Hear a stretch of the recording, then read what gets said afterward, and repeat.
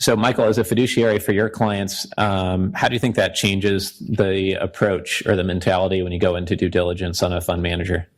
That's an excellent question. How many of you are aware of the fiduciary rules that ERISA or that the Department of Labor has been imposing or been talking about? Are we in the middle of that mix? Right? There's been so much complaining about the idea of imposing a fiduciary rule on a broker who manages a rollover IRA account. Right? These people are saying, "Oh, you can't hold us to that fiduciary standard. It's too hard."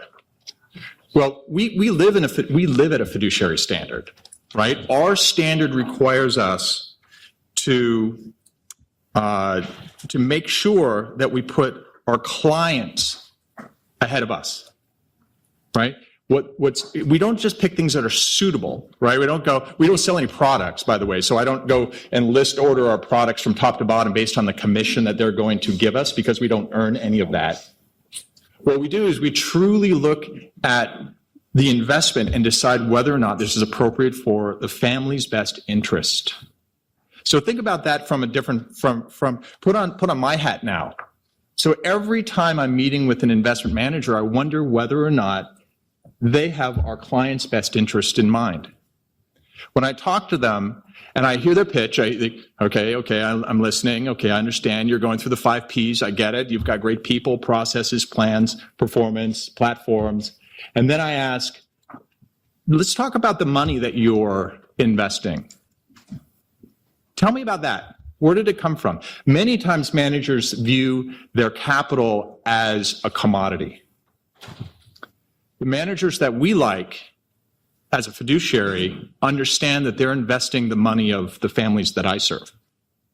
Right? If you lose money, you hurt a family. Right? You make a difference in somebody's actual life.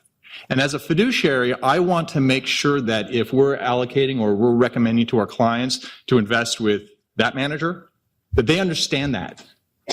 I was at an emerging manager the other day, a group, perfect group, right? They spun out of a firm, the best pedigrees, great, everything, perfect. And I said, listen, next year when we sit down together and go through this due diligence process, I want to hear from you that you understand that my clients are families. It's really important to us. So as a fiduciary, that's definitely one of the things that we not only want to hear that, we want to hear that you acknowledge it and that you live that way. Right back when I was at the bank and I ran a $5 billion trading book, if I lost money, okay, so my bonus was affected and my people and the shareholders, so whatever. But now it's families that we're dealing with, and it's real.